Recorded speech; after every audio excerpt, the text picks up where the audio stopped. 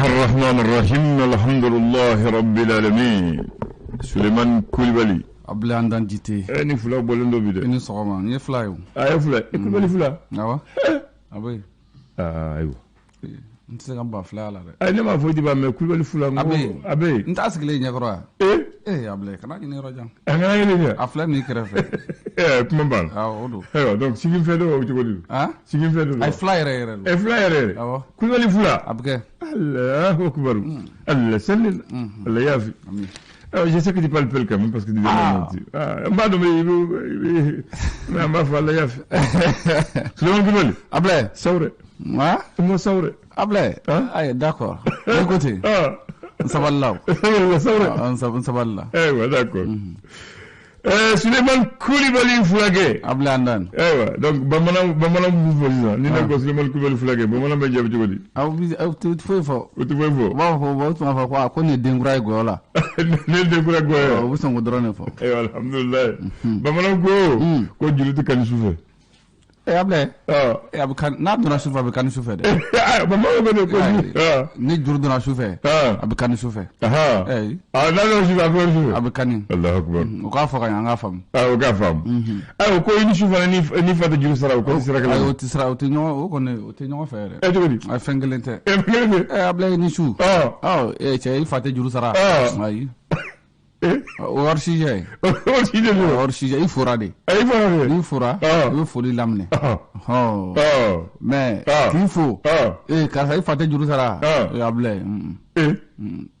sera kelente Allah akbar akoni mamu ye juru ta bi ke join tika to lawo parce que ni juru bila ni masara abla juru mantiki mana to atu no tugi no fe wati abla lawa mi ka join de o ko ni tanu abla o tan de ay bi ka join Allah akbar ala kan disol ami bismillah mba ami do nyena abla bi talata disam kalo kli tan saba samba fla ani muga ani fla way tubabu jate de sina fara bin jate ambe lansri flana la lansri flana tubabu farafin jate la ko lansri flana ambe kalo kli tan kononto de la ambe wala tewa ya sebe ko ba bismillah parce que tubabu farafin kalo la ambe kalo duruna de la kalo duruna tan kononto kli tan kononto mais tubabu fe ambe kalo tan flala ambe kli tan saba parce que farafin jate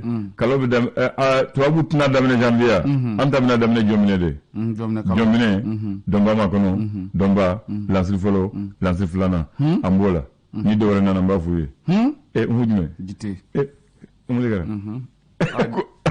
dongo club ta kalanso dongo awa edi kalo to ko bonana ay net nta donde kana foza chien to ko mama Allahu akbar mina idege bismillah mba abla nam amadam ne bi ni républicain ale kumana akodi aramaden ka hakɛ ani aramadenw an bɛ se ka lafiya sɔrɔ cogo min na Ibrahim Boubacar Keita ala ka hinɛ la a denkɛ mun ye Karim Keita abla wulikajɔ kɛlen no ale nɔfɛ ni waati na mun ye États-Unis mara kɔnɔna la kɛrɛnkɛrɛnnen ka yɛrɛ ka fɔ abla ko kasabi caman bɛ minnu yera a fana a nɔfɛ o saratigɛw la wulikajɔ kɔni sabatilen no mun ye ni waati kɔnɔna la walasa a bɛ se ka don bolola cogoya min na abla accord pour la paix et la réconciliation au Mali sema olu ko ka ɲɔgɔn lajɛrɛ kɛ joona yɔrɔ la yɔrɔ min na bɛɛ lajɛlen bɛ se ka lafiya sɔrɔ a ko kɔnɔna la cogoya min na jɛrɛ ka kɛ walasa bɛn kuma ka se ka fɔ kelenya kuma ka se ka fɔ a ko kɛnɛ kan an ka finitigilakaw abla ni waati kɔnɔ kɔnɔna la k'u ye baara daminɛ baara minnu bɛna kɛ sababu ye walasa kalafili nata ale bɛ se ka kɔlɔsi cogoya min na abla k'o baara kɔni sigilen no sen kan ni waati in na an ka finitigilakaw olu fanfɛla la indépendant ale kumana kɛrɛnkɛrɛnnenya la ko ka se ka mun ye Américain ka lasigiden bɛ mun ye Bamakɔ yan nɔ n'an ma ko ambassadeur ale kɔni kumana kɛrɛnkɛrɛnnenya la o kɛlen do ka ɲangini ta ka ɲɛsin mun ye Karim Keita ma nin waati in na ko Washington kɔni olu kɔni décision bɔ ka yɛrɛ ka fɔ ko Karim ka fɛn bɛ yen n'an b'a fɔ a ma ko bien abla k'u u tɛgɛ da bɛɛ lajɛlen kan nin waati in kɔni kɔnɔna la ko fo ka taa sɛgɛsɛgɛliw kɛ ka se k'a ko lajɛya cogo min ablɛ ko école tan Kayi mara la olu datuguna kaso la école tan wɛrɛ ablɛ olu bɛ kiiritigɛlaw bolo walasa ka se k'olu fana sɛgɛsɛgɛ ka kɛ n'a ye k'a fɔ ko Kayi AM olu ka bureau kurakurayali la ablɛ ko maa caman bɛ minnu kɔni joginna ko kɛnɛ kan kosɛbɛ ko siratigɛw la min ye an ka kiiritigɛlaw olu fana wulila k'u jɔ a ko kɛnɛ kan ablɛ minisiri min bɛ yen n'u b'a wele ko Sida Diko ablɛ ko ale nommera ka kɛ directeur de cabinet minisiri kɔrɔ don k'a kɛra directeur de cabinet sisan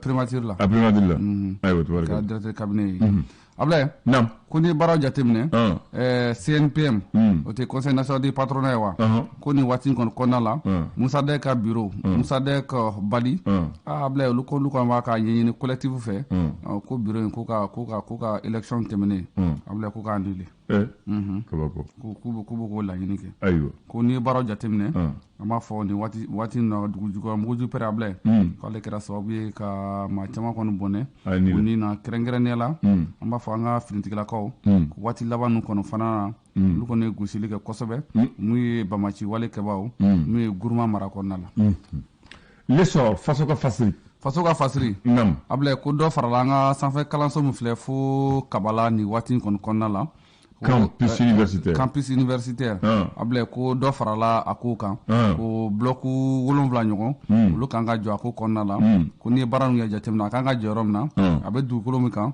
ko hectare 9 ko n'a kun kan fɛn ko a jɔli ko a dagosi bɛ t'i jɔ sefa wari miliyari 30 bonyanko ko kan ka don a la Bluff t'a la ne y'a ye télé yɔrɔ de y'a ye télé non a cɛ ka ɲi Bluff t'a la ablɛ Banque mondiale ko nin waati kɔnɔna la ko projet 2 ablɛ k'u y'o senkɔrɔma don kosɛbɛ projet 2 min senkɔrɔma don na ablɛ ko a dagosi bɛ taa jɔ sefa wari miliyari 175 ko baaraw de kɔni kɛlen don a la ko farikolo ɲɛnajɛ la ablɛ mun ye ko bi ko tɔgɔtigi 2 kun da ɲɔgɔn sɔrɔ Lionel Messi ale ni Luka Modric kun da ɲɔgɔn sɔrɔ bi nɛgɛ kanɲɛ 19 Ballon d'Or. Mais de ta chando ta. L'indicateur de nouveau. Abda ale kumana ko Farabugu. O tɔgɔ netumbo me waati dɔ la. Farabugu ablɛ. Ko ni waati kɔni kɔnɔna la. Ko a tɛ bamaci wale kɛbaa bolo dɛ. Ko nka. Sɛbɛnnikɛla danna ye. Nka. Ko nka. Di ka di ɲaga b'a la. A kɛra o kuma ye. Ablɛ a kɛra o ye dɛ. Bamananw ko di ka di mɛ ɲaga b'a la. Nka b'o kuma de fɔ. Nka b'o kuma fɔ. Minaka mara la ko école karamɔgɔ 302 la ablɛ ko 446 ablɛ k'olu de bɛ baara la ni waati in na. T'olu. Ayiwa ɲininkali tɔ min. Ayiwa. ablɛ ko ka ɲɔgɔn bana n'u ye ekɔliso o kɔnɔna la ko n'i y'a jateminɛ an b'a fɔ kita maramafɛn kɛrɛnkɛrɛnya n'u ye marifa a tigi o y'a sɛbɛn cogo min na ko pisɛlɛ 5 ablɛ ko minɛna ekɔlidenw bolo. Kɛlɛkɛlaw don wa? Kita mara la. Sɛdasiw don wa? A sɔrɔsiw tɛ dɛ ekɔlidenw. Ayiwa. ablɛ ko douane kalo tɛmɛnen n'u bɛna novembre kalo ma k'u ye tɔnɔ min sɔrɔ k'o taara bɛn sefa wari miliyari 66 miliyɔn 298 ablɛ k'u y'o tɔnɔ de sɔrɔ ka kɛ ni u ka baaraw olu ta fanfɛla ye novembre kalo kɔnɔna la ablɛ. Ayiwa. ablɛ ko ekɔli karamɔgɔ min kɛra sababu ye jikɔrɔni para la ka ekɔliden sɛbɛbugu ablɛ nin waati in kɔnɔna la ko u y'a ka baara k'u y'a ɲɔngiri. ekɔli karamɔgɔ ka baara o de ɲɔngiri. Muso de don a y'a denmuso a y'a bugɔ dɛ ne ye video ye. A ye dɔɔni k'a la. Y'o ye non o kɔni tɛ dɔɔni ye. A b'a ye dɔɔni k'a la. A ka gosi a kunkolo a tulo la fana gosi wɛrɛ bɛ yen. A ye dɔɔni kɛ. Voilà. Et puis a dɔɔni o ye dɔɔni ye. A bila ye dɔɔni don. N'an tilala an bɛ dɔɔni kelen b'a lajɛ n'a kɛ. Le soir de Bamako. Bamakɔ wula ablɛ bamaci wale maa 62 olu minɛna maa u ka sigida 3 bɛ yen n'u ka basiw ye ablɛ ko an ka faamaw kɔni u ye dankari k'olu la ablɛ san 2 o kɔfɛ muso min kɛra sababu ye ka den 9 k'o bange mun ye Mali ye ablɛ ko kunungo olu kɔni u bɔra mun ye Maroc kɛrɛnkɛrɛnnenya la n'o ye Casablanca k'u donna mun ye Bamakɔ yan nɔ ablɛ k'u nana ablɛ bamaci wale kɛbaaw ka jɛkulu bɛ yen n'u b'a wele ko GSIM olu kɔni y'a ŋaniya k'a fɔ nin waati kɔni kɔnɔna la ko Mali finitigila ka tan bɛ yen minnu bɔnna ninnu na bilɛ u m'a dogo dɛ k'ulu nɔ de b'a la dɛ k'ulu nɔ don han. An b'a kunceni le reporter ayi dɔ b'a jukɔrɔ le reporter abilɛ Ablaye Mayiga ministre d'État ko n'i ye baaraw jateminɛ ko min ye carte d'identité nationale biométrique Ablaye k'a tɛ dilan fan si k'a bɛna dilan Mali kɔnɔ yan. O de ɲɔgɔn tɛ k'a bɛ dilan yan. O ka ɲi. Ablaye yurugu o ta fanfɛla la ko trésor américain olu ka baaraw la maa 40 bɔɲɔngo Ablaye ko u y'olu kɔni minɛ nin waati in na ko min'u sɛgɛsɛgɛ ko maa 40 kɔfɔlen in na maa kelen b'a la mun tɔgɔ ka bon kosɛbɛ Karim Keita k'ale fana tɔgɔ b'o a ko la Ablaye. Ablaye ni maliyɛn dɔ n'u b'a wele ko Ismaïla Sibi CEO Ablaye ko ni baaraw jateminɛ sa m'a fɔ Marina Gold o baaraw kɔnɔna la n'o jɔnjɔn kun kan ka di mun ye kɛrɛnkɛrɛnnenya la jɔnjɔn bɛ n'u b'a wele ko petite et moyenne entreprise farafinna Ismaïla Wage maliyɛn Ablaye ale wulila k'i jɔ n'o jɔnjɔn ye ale y'o jɔnjɔn ta mun ye Mali tɔgɔ la. Mali tribune bɛ cogo di? Mali tribune Ablaye ko Covid-19 kɛrɛnkɛrɛnnenya la Covid-19 a bɛ ni la CECIM miliyɔn 20 maxi miliyɔn 20 kun ka sa Ablaye ko a ko kɔni nin waati kɔni kɔnɔna la k'a kɛlen don dabaliban ye k'a ye kuma caman wuli nin waati kɔnɔna la mun ye Mali kɔnɔna la ko nka ko bɛɛ n'a ta ko n'i y'a jateminɛ sa ko fɛn caman bɛ yen ko a ko bɛ dibi la ko minnu ma ɲɛfɔ mɔgɔw ye dɛ ko fɛnw caman bɛ yen Ablaye ko nin bɛ ka kuma min bɛ ka fɔ gɛrɛn de la koyi nin waati in na ko min ye colonel Ablaye Mayiga ministre d'État Ablaye ko a kuma fɔli gɛrɛn na Ablaye ko a kuma ko jɛlen tɛ maaw ma se k'a faamuya la ministre d'État mun don maaw m'a dɔn dɛ Ablaye gɛrɛn na ɲininkaliw b'a la ka kɛ ka caya u ka jaabi ɲininka Souleymane Koulibaly alias Le Peul Ablaye andan naamu sisan Bakari ye stade dɔ kuma fɔ sisan Stade Wenzin Koulibaly stade Wenzin Koulibaly a tɔgɔ kɔrɔ ne y'o fɔ sisan ni hakili b'a la ayi ne y'o fɔ sisan m'o mɛn m'o mɛn a tun bɛ wele cogo di fɔlɔ a ye n t'o dɔn dɛ e t'o dɔn solo a tɔgɔ fɔlɔ ye jumɛn ye stade Frédéric Assomption stade Frédéric Assomption voilà o de tun y'a tɔgɔ ni fana maa jumɛn tugun n b'o fɔ ye sisan e dun b'a fɔ Wenzin Koulibaly ye jɔn ye a Wenzin kɔni o tɔgɔ kɔni i ko Koulibaly n b'a dɔn kɔni maliyɛn kɔni don maliyɛn tɛ o ni kelen tɛ maliyɛn Wenzin tɛ maliyɛn nin kelen kɔni tɛ maliyɛn Ablaye n b'o fɔ fana ye n b'o fɔ ye fana jamana jumɛn b'a don n b'a fɔ sisan le stade Frédéric Assomption a b'u wele stade Wenzin Koulibaly min bɛ Koulibaly sira la Bakisi côté ale ye de stade fɔlɔ mun jɔra Bamakɔ Soudan la Bamakɔ Soudan o waati an b'a fɔ Soudan Mali Soudan o y'a sɔrɔ a ma indépendance sɔrɔ a ma indépendance sɔrɔ o y'a daminɛ en 1928 k'a ban pewu en 1933 oui o y'a joli daminɛ 1928 ka taa a kɔri 1933 san 5 o stade nin ale inauguré du waati min na ale ɲɔgɔn tun terrain tɛ Afrique de l'Ouest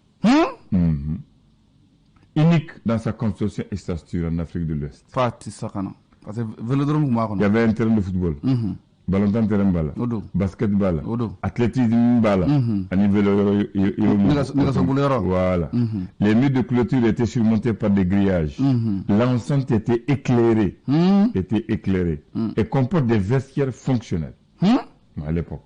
À Watila. À Watila, nous avons Ablaye yadi kun kan fɔ i kun taa turu cɛ bi k'a lajɛ o la ni kun nana i kun b'a comparer o de kun ka ɲi. Ok. Donc sisan Frédéric Assomption tɔgɔ mun dɔra la lui il était un inspecteur de l'académie de l'administration coloniale française scolaire, le premier directeur du lycée Terrafin de Fourgère.